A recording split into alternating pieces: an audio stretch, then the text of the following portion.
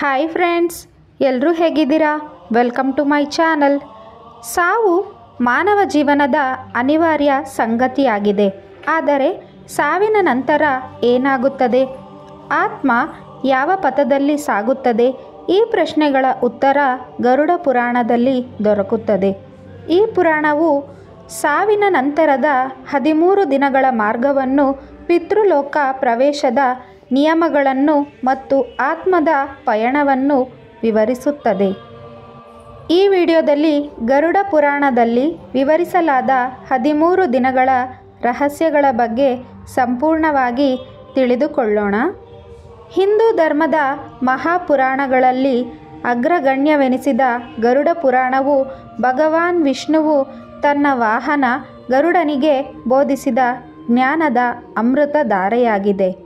ಈ ಪುರಾಣವು ಮಾನವ ಜನ್ಮದ ಪರಮ ಗುರಿ, ಮೃತ್ಯುವಿನ ಅತೀಂದ್ರಿಯ ರಹಸ್ಯಗಳು, ಮರಣೋತ್ತರ ಅಸ್ತಿತ್ವದ ಸೂಕ್ಷ್ಮತೆಗಳು, ಆತ್ಮದ ಸೂಕ್ಷ್ಮ ಪಯಣ, ಕರ್ಮದ ನಿಗೂಢ ಪರಿಣಾಮಗಳು, ಮುಕ್ತಿಯ ಅಂತಿಮ ಮಾರ್ಗ ಹಾಗೂ ಧಾರ್ಮಿಕ ವಿಧಿ ವಿಧಾನಗಳ ಕುರಿತು ಸಮಗ್ರ ಹಾಗೂ ಆಳವಾದ ಜ್ಞಾನವನ್ನು ಒದಗಿಸುತ್ತದೆ.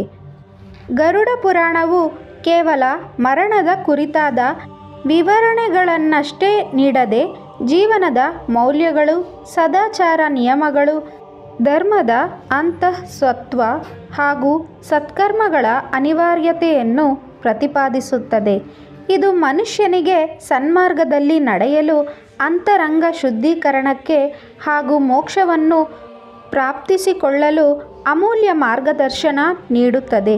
ಈ ಪುರಾಣವು ಮನುಷ್ಯನ ಅರಿವಿಗೆ ಜ್ಞಾನದ ದಿವ್ಯ ಬೆಳಕನ್ನು ಚೆಲ್ಲುವ ಮೂಲಕ ಜೀವನದ ನಿಜವಾದ ಅರ್ಥವನ್ನು ತಿಳಿಸುತ್ತದೆ ಹಾಗೂ ಅಂತರಾತ್ಮದ ಉನ್ನತಿಗೆ ಕಾರಣವಾಗುತ್ತದೆ. ಒಂದು ದಿನ ಗರುಡನು ಭಗವಾನ್ ವಿಷ್ಣುವನ್ನು ಮೃತ್ಯುವಿನ ನಿಗೂಢ ರಹಸ್ಯಗಳ ಕುರಿತು ಪ್ರಶ್ನಿಸುತ್ತಾನೆ.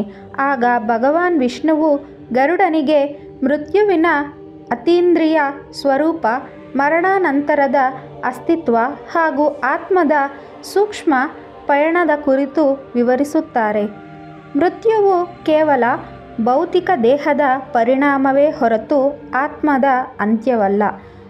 ಆತ್ಮವು ಅವಿನಾಶಿಯಾಗಿದ್ದು ದೇಹವನ್ನು ಪರಿತ್ಯಜಿಸಿ ನೂತನ ಹಾಗೂ ಸೂಕ್ಷ್ಮ ಪಯಣವನ್ನು ಆರಂಭಿಸುತ್ತದೆ. ಮೃತ್ಯುವಿನ ಸಮಯದಲ್ಲಿ ಯಮದೂತರು ಆತ್ಮವನ್ನು ಯಮಲೋಕಕ್ಕೆ ಕರೆದೊಯ್ಯುತ್ತಾರೆ. ಅಲ್ಲಿ ಆತ್ಮದ ಕರ್ಮಗಳನ್ನು ಸೂಕ್ಷ್ಮವಾಗಿ ಲೆಕ್ಕ ಹಾಕಲಾಗುತ್ತದೆ. ಈ ಲೆಕ್ಕಾಚಾರವು ಕೇವಲ ಬಾಹ್ಯ ಕ್ರಿಯೆಗಳನ್ನಷ್ಟೇ ಒಳಗೊಂಡಿರದೆ, ಅಂತರಂಗದ ಭಾವನೆಗಳು ಹಾಗೂ ಆಲೋಚನೆಗಳನ್ನು ಸಹ ಪರಿಗಣಿಸುತ್ತದೆ. ಆತ್ಮವು ತನ್ನ ಕರ್ಮಗಳ ನಿಗೂಢ ಪರಿಣಾಮಗಳ ಆಧಾರದ ಮೇಲೆ ಸ್ವರ್ಗ ಅಥವಾ ನರಕದ ವಿವಿಧ ಲೋಕಗಳನ್ನು ಸೇರುತ್ತದೆ. ಸತ್ಕರ್ಮಗಳನ್ನು ಮಾಡಿದ ಆತ್ಮಗಳು ಸ್ವರ್ಗದ ಉನ್ನತ ಲೋಕಗಳಲ್ಲಿ ದಿವ್ಯ ಸುಖವನ್ನು ಅನುಭವಿಸುತ್ತವೆ. ಆದರೆ ದುಷ್ಕರ್ಮಗಳನ್ನು ಮಾಡಿದ ಆತ್ಮಗಳು ನರಕದ ಕಠಿಣ ಲೋಕಗಳಲ್ಲಿ ವಿವಿಧ ಬಗೆಯ ಶಿಕ್ಷೆಗಳನ್ನು ಅನುಭವಿಸುತ್ತವೆ. ನರಕದ ವಿವಿಧ ಹಂತಗಳಲ್ಲಿ ವಿವಿಧ ಬಗೆಯ ಶಿಕ್ಷೆಗಳನ್ನು ನೀಡಲಾಗುತ್ತದೆ.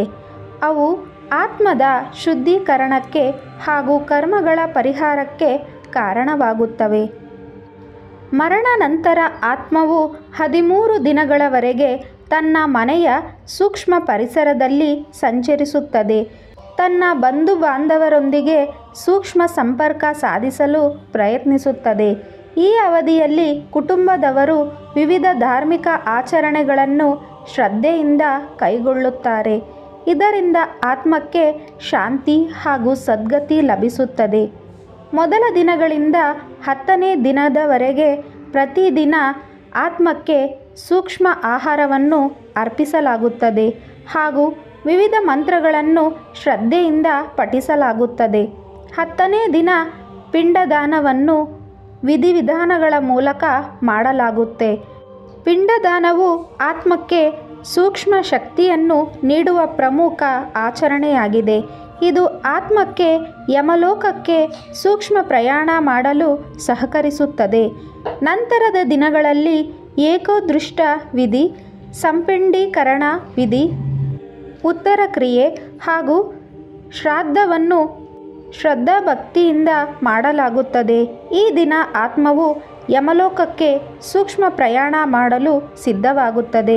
ಪಿಂಡದಾನವನ್ನು ವಿಧಿವಿಧಾನಗಳ ಮೂಲಕ ಮಾಡದಿದ್ದರೆ ಆತ್ಮವು ನರಳುತ್ತದೆ ಹಾಗೂ ಯಮದೂತರು ಬಲವಂತವಾಗಿ ಕರೆದೊಯ್ಯುತ್ತಾರೆ.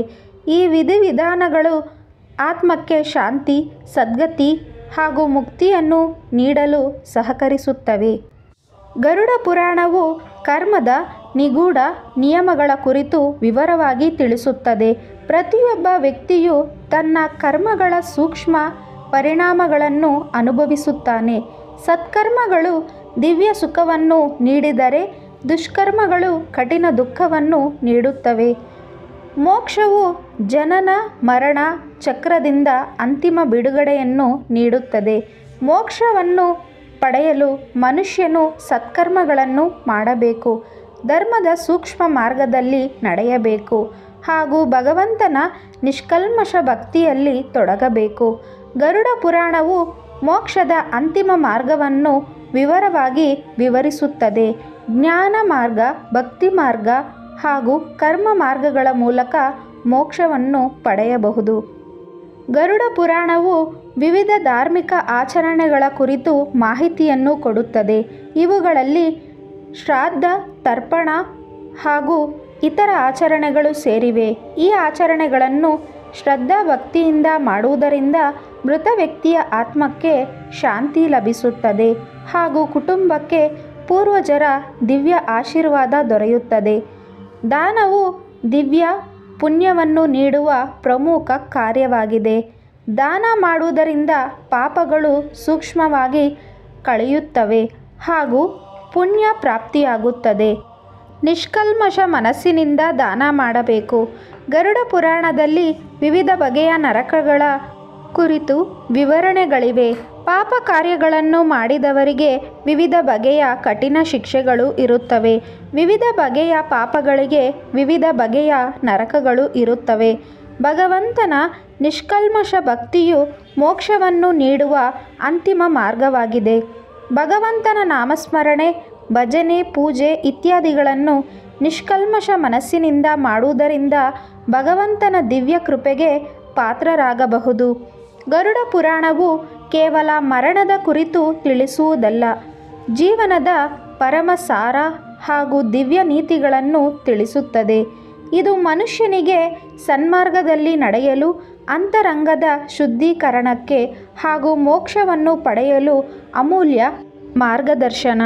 ಈ ಪುರಾಣವು ಮನುಷ್ಯನ ಅರಿವಿಗೆ ಜ್ಞಾನದ ದಿವ್ಯ ಬೆಳಕನ್ನು ಚೆಲ್ಲುವ ಮೂಲಕ ಜೀವನದ ನಿಜವಾದ ಅರ್ಥವನ್ನು ತಿಳಿಸುತ್ತದೆ ಹಾಗೂ ಅಂತರಾತ್ಮದ ಉನ್ನತಿಗೆ ಕಾರಣವಾಗುತ್ತದೆ. ಸತ್ಯವನ್ನು ಪಾಲಿಸುವುದು, ಧರ್ಮದ ಸೂಕ್ಷ್ಮ ಮಾರ್ಗದಲ್ಲಿ ನಡೆಯುವುದು, ಅಹಿಂಸೆಯನ್ನು ಪಾಲಿಸುವುದು, ದಾನವನ್ನು ನಿಷ್ಕಲ್ಮಶ ಮನಸ್ಸಿನಿಂದ ಮಾಡುವುದು, ಭಗವಂತನ ನಿಷ್ಕಲ್ಮಶ ಭಕ್ತಿಯಲ್ಲಿ ತೊಡಗುವುದು ಇತ್ಯಾದಿಗಳನ್ನು ಮಾಡುವುದರಿಂದ ಮನುಷ್ಯನು ದಿವ್ಯ ಜೀವನವನ್ನು ನಡೆಸಬಹುದು. ಗರುಡ ಪುರಾಣವು ಮನುಷ್ಯನಿಗೆ ಜೀವನ ಹಾಗೂ ಮರಣದ ನಿಗೂಢ ರಹಸ್ಯಗಳನ್ನು ತಿಳಿಸುವ ಮೂಲಕ ಜ್ಞಾನದ ದಿವ್ಯ ಬೆಳಕನ್ನು ನೀಡುತ್ತದೆ. ಇದು ಮನುಷ್ಯನಿಗೆ ಸನ್ಮಾರ್ಗದಲ್ಲಿ ನಡೆಯಲು, ಅಂತರಂಗದ ಶುದ್ಧೀಕರಣ ಹಾಗೂ ಮೋಕ್ಷವನ್ನು ಪಡೆಯಲು ಅಮೂಲ್ಯ ಮಾರ್ಗದರ್ಶನ. ನಾವು ಈ ವಿಡಿಯೋದಲ್ಲಿ ಗರುಡ ಪುರಾಣದಲ್ಲಿ ವಿವರಿಸಲಾದ ಸಾವಿನ ನಂತರದ 13 ದಿನಗಳ ರಹಸ್ಯಗಳ ಬಗ್ಗೆ ತಿಳಿದುಕೊಂಡೆವು. ಆತ್ಮದ ಪಯಣ, ಪಿತೃಗಳ ಶ್ರಾದ್ದದ ಮಹತ್ವ ಮತ್ತು ಪರಲೋಕದ ಸತ್ಯಗಳು. ಈ ಮಾಹಿತಿಯನ್ನು ನಿಮಗೆ ಉಪಯೋಗವಾಗುತ್ತದೆ ಎಂದು ಭಾವಿಸಿದ್ದರೆ ದಯವಿಟ್ಟು ಈ ವಿಡಿಯೋವನ್ನು ಲೈಕ್ ಮಾಡಿ, ನಿಮ್ಮ ಅಭಿಪ್ರಾಯವನ್ನು ಕಮೆಂಟ್ನಲ್ಲಿ ಹಂಚಿಕೊಳ್ಳಿ ಮತ್ತು ನಮ್ಮ ಚಾನಲನ್ನು ಸಬ್ಸ್ಕ್ರೈಬ್ ಮಾಡಿಕೊಳ್ಳಿ. Thank you for watching.